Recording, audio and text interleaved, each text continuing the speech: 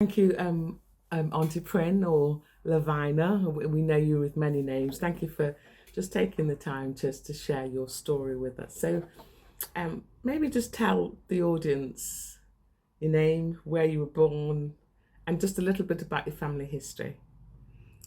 My name is Levina, and I've got a pet name which all Jamaicans have. It's Princess. And I was born in Jamaica, and when I was 9 years old, my mom passed, which was a tragedy to us, or to me especially. I was the eldest child, and it was six of us, and my youngest brother was only 3 months old when she died. And I've never experienced death. I can't remember hearing of somebody dying and we going to a funeral. I've never been there. So I just bawl and cry and bawl and cried. And I was beside myself, really. I didn't know what to do because I've never ever experienced anything like that. My mom, as far as I was concerned, she, to me, I would say she was healthy because she got us all dressed on that Sunday morning and sent us all to church. I can remember the dress we had on. It was a white background with black flowers on it. I can remember that quite distinctly. And my dad was left for the last to come. And when I was in church, not exactly in church, we didn't gather inside the building as yet, but we were all outside. And a young man used to help my dad in the field because he was a farmer, proper farmer in Jamaica, and cows and everything. And he came down to say to me, "Princess, your mom fainted." So as usual, as children, his name was Nehemiah. I says, "Go away from me, you tell too much lies." Right. So he went, and then about half an hour, to me it looks quick. It could be longer, I'm not sure. Somebody else came back, which was helping my mom, and said, "Princess, your mom died." And I think I jumped up in the air and somebody caught me. And I just cried and cried and cried and cried and cried. And I went home. I don't know how I got home, to be honest. Right. But when I went, I just looked up to my dad and started crying. And that was that period. My mom died on the Sunday, and she was buried on the Monday. Right. And I didn't go to the funeral. My youngest sister, she's like a little, it was the second one, what is the youngest sister. I've got 4 brothers. Right. And she ran after the coffin and followed them because it was a long way for the coffin for the burial. And she went. So I didn't know what the funeral was about. I didn't know what it looked like. I didn't understand anything about it. And then we didn't go to school. I can't remember if it was 1 week or 2 weeks. But later in the year, my mom died in June, and I think between August to September time, I was sent to live with my auntie, which was in another district miles away. Right. But the other siblings, they went and lived with my dad's mom and sister. Right. So most of them were all together. The boys stay mostly with my dad, but they go and come. And when it's holiday, I will go down and join them, and we'll have a good time. So it's like, I can't remember, twice a year we get holidays, something like that. And I'll go down and have time with them and then get back home. But all those years from I was 9 years old, so I was 9 years old when I went to my auntie.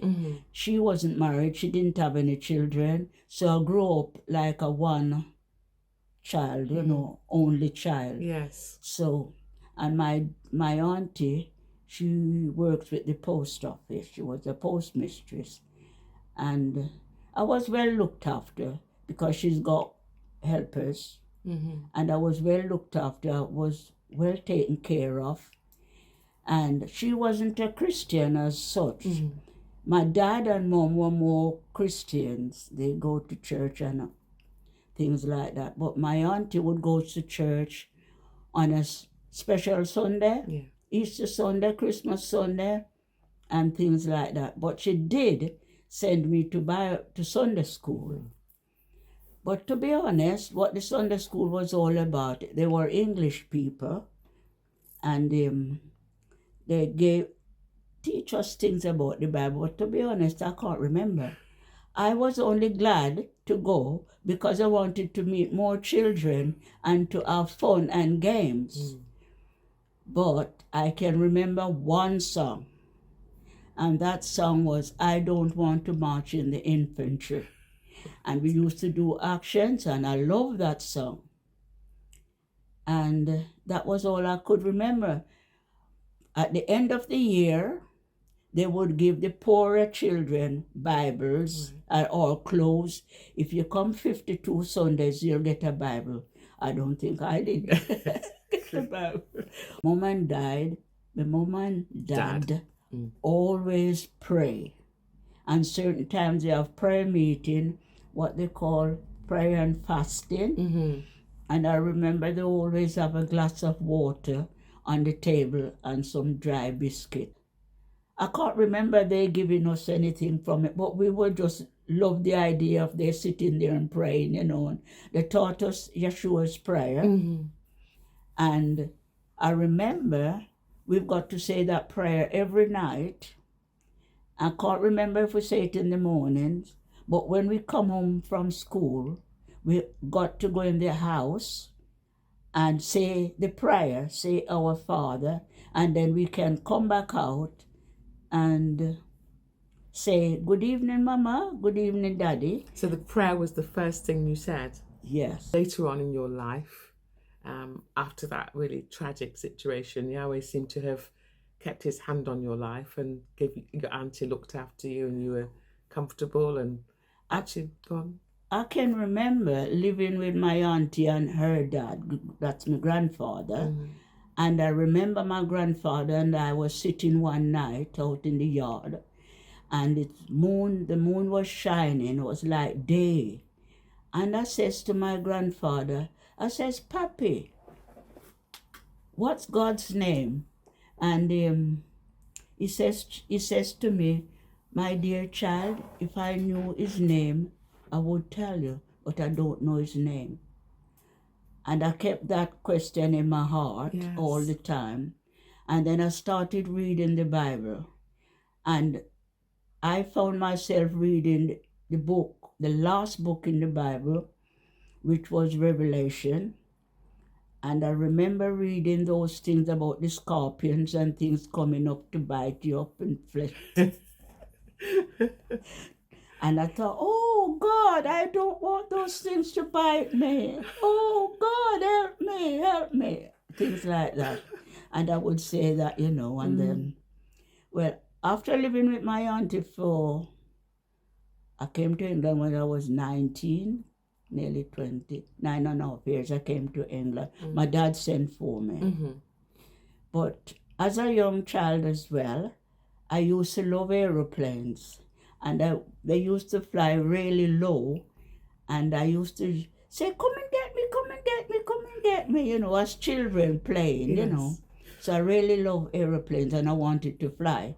So when my dad sent for me, I didn't have any problem because I wanted to fly. And I did come to England, but I came to England in June, which I was told was summer month, but I was very cold. But I was very cold, and I thought to myself, if I had some money, I would go right back to Jamaica.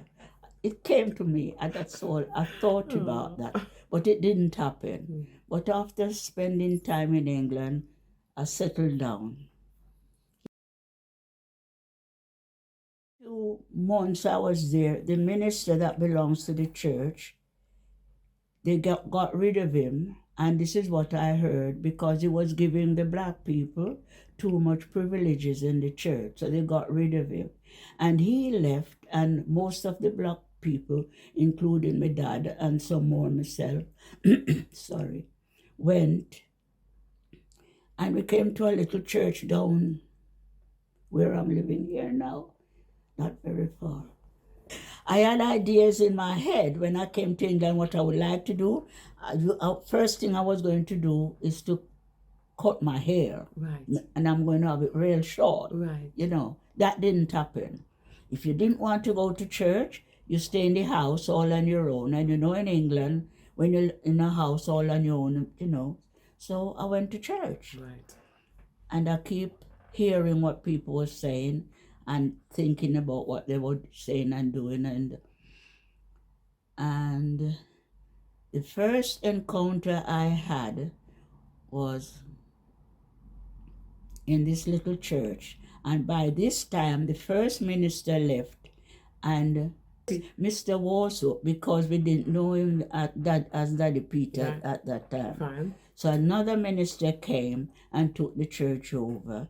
And he, as far as we were concerned, he really got on very well with the black people.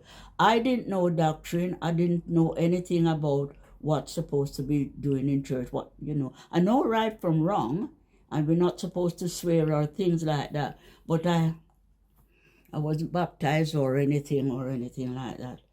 And I went to church this Sunday morning, and I was sitting there, and they were singing this song, "Do not selfish in your doings, pass it on. You live for self, you live alone. You live for God, you live again." Something like that. And they were singing this song everlastingly. It sounded like ages to me. And I was on my seat, and somebody was saying to me, "Get up and walk around the congregation." I thought, oh, I can't.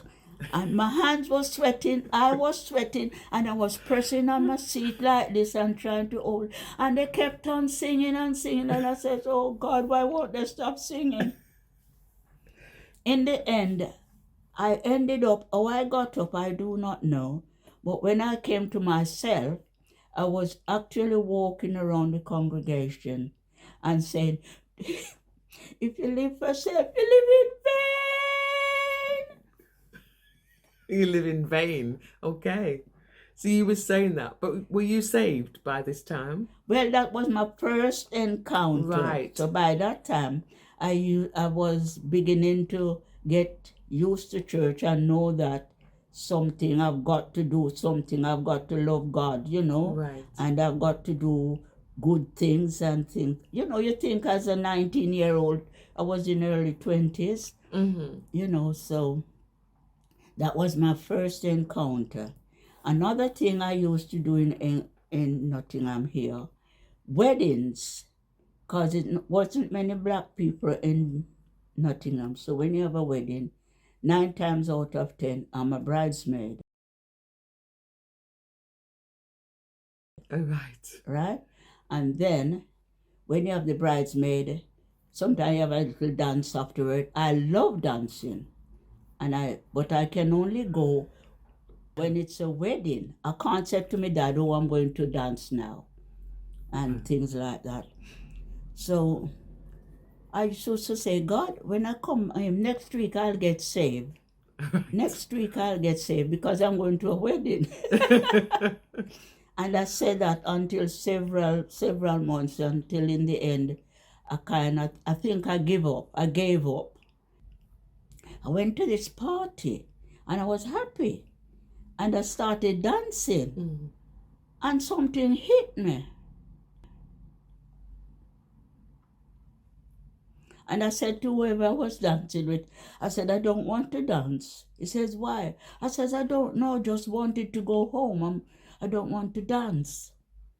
So I went to the lady whose party it was, whose birthday it was, and I says to her, I said, Mrs. Thomas, I want to go home. I don't. She said, what's wrong? I said, I just wanted to go home. And I went home, went quietly in the house, went up to my bed, got ready, and went in bed. I felt peaceful. Something was over me. I can't understand it. And I went to bed, and while I was in bed, it's like I was waiting for somebody. And a voice came and called me, Princess. I don't know many times, Princess. And I said, yes, God.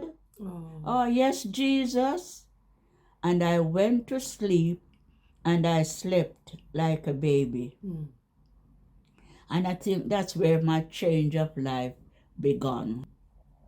And then I started going to church at Hunger Hill Road. My dad used to go there as well. And that's where I got baptized. And that's where I started learning more and more about Yahweh and how to live a decent life.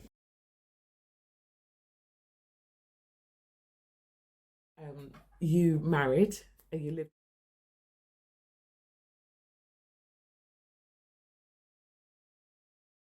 You lived in the community, and as most couples, you didn't have any children. No. Can I ask? Is it? I know it's personal, but would you be able to share with your audience why you didn't have any children? Well, when we got married, we wanted to have children almost straight away. Yes. But it didn't happen. And I don't know if it's months or years, but it probably a year later or so. And one night I went to bed and I had this dream, and I heard this voice saying to me, Princess, you're not having a child. Because my idea was I would love to have children, and I would love to have 4 children, and I only want them twice because I'd want 2 twins. Right. First twin, second twin, 4 children, 2 boys and 2 girls. That was me. But then I heard you're not having a child. But we were still continuing and hope. I did not say anything to Rupert. Didn't tell him anything. I kept it in my heart. And months after, I had a dream again. And the voice was very stern this time, saying, you hear I said you're not having a child? And I was frightened. Woke up frightened and almost in tears. And I just left it. Didn't do anything more about it.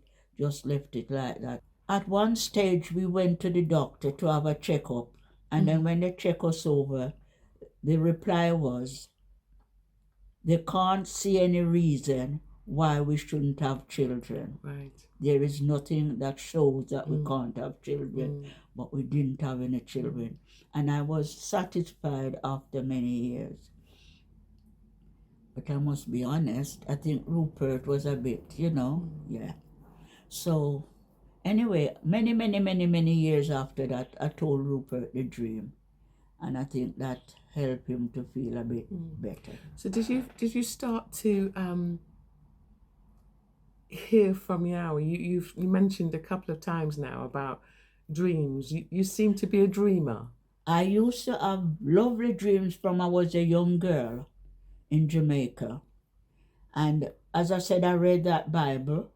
And I don't know if it's because of what I read in the Bible, but I read, and then one night I dreamt. I'm not saying it's the same night when I read the Bible, but many days after I dreamt that I was riding on a white horse. And I was on top of the horse, walking on the horse's back. Right. And it was a white horse. And I've had many dreams like that, where when I was with my grandfather, I had dreams like judgment came, and I had to go and wake him up and say, Papi, judgment come. And I could see Yeshua, Yes. and I could see the moon was like blood, and the sun was dark, and I've seen things like that. I was teenage, because I wasn't 19 yet when I was having those dreams, and that's the kind of person I was. So do you think that that was Yahweh's I gift? believe so. Yeah, Yahweh spoke to you in dreams. Yes, and why, where did I get the thinking from to ask my grandfather, what is God's name? Yes. But Yahweh is good, because I came to England, and after many years, I knew his name. Right. Yes. And I says, oh, he answers prayer. Right. And I just took it naturally. He answers prayer. Because that was many years I asked my grandfather. So you are recognized as having the gift of prophet, right? And so you're a prophetess. But I see that, and correct me if I'm not right, but that you have that gift that works because you have dreams and you see things. Yeah. And have you ever had a dream that you've had to talk to an individual about and showed them some of the things that Yahweh has shared with you? Or is it just something that Yahweh reveals to you and you just start to pray? How do you respond to the dreams? I used to have a lot of dreams about the church. And I used to talk to Daddy Peter about it. Some we've seen come to pass. Yes. And some I didn't. Right. That's obviously Yahweh's outworking for you in your life. Yeah. You dream rather than vocally proclaim Yahweh's word as a prophet sometimes does. I dream and see things, and I can feel things. Yes. Yeah.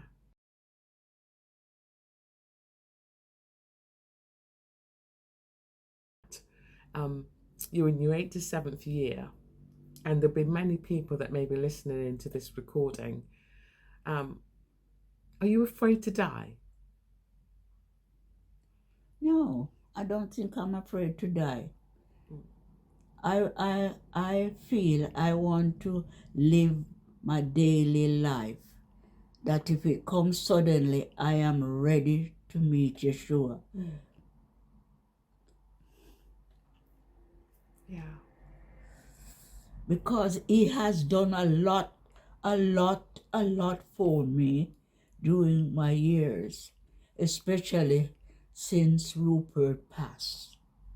I've proven him more and more every day. And the little things I feel, when I do them, they're right. I might feel like ringing somebody. This is one simple example. And when I do ring, if I don't forget, and this person would say, oh, Princess, thank you very much. You know, I wasn't feeling very well this morning. Or I'll send a text or something like that. And that is how I work. And I think if we can love each other with a firm love, and I always say to myself, Yahweh, Yeshua, please help me to see my brother and sisters through your eyes. And that is one of my daily, I can say, recitation each of late. Help me to see my brothers and sisters through your eyes. Love Yahweh. Do what is right. So I see in what you're just sharing, and I can see you're moved with that. But this is your final ministry, in that you are still doing what Yahweh wants you to do. You're still reaching out to people. You're still because even though you're 87 years old, you're still doing something for the kingdom. As far as I know, or as far as I feel, and that's what I want to do until the day. Yes. So for anybody else that's listening in and probably watching this video, Do you think it's because you are saved why you have no fear of death? I think so. Mm. I think so, because when you think about daily life and you hear some people speaking like something happened to them, and the first thing they'll say, God help me. Yes. And they're not saved. Yes. So if they was saved, they would say something, well, they would say probably, God help me, but in a different tone of voice, Okay. with a different meaning, you know? So your expectation of heaven, what do you? I don't know. Sometimes I wondered if we're going to know each other like now. And then when it will be night nor day, everybody will be happy. And I would love to hear, well done, thou good and faithful servant. Yeah. And are you expecting to look for your husband when you get to heaven? I thought of that many times, and I thought, will I know him? Yeah. I don't know. It would be nice, I Yeah, suppose. would be nice. Because his body would be well and yours would be well and would all be in that happy place together. That would be amazing. Because Rupert always says to me, when he's feeling a bit poorly, he always think he's going to die. Princess, serve Yahweh. I don't know many times I've heard that. Serve Yahweh. I said, Rupert, you're not dying now. Serve Yahweh. Oh, bless you. Finally, do you have any words of encouragement to your audience? What would you say to them? You've journeyed with Yeshua how many years now? So for over 60 years. I would say that, yeah. So what would you say? What encouragement would you give to people listening in about serving Yahweh, serving Yeshua, as a final close to this conversation? I would say, trust Yahweh, give Yahweh your whole life, not half. Your whole life. And make sure you are living according to what the Bible teaches.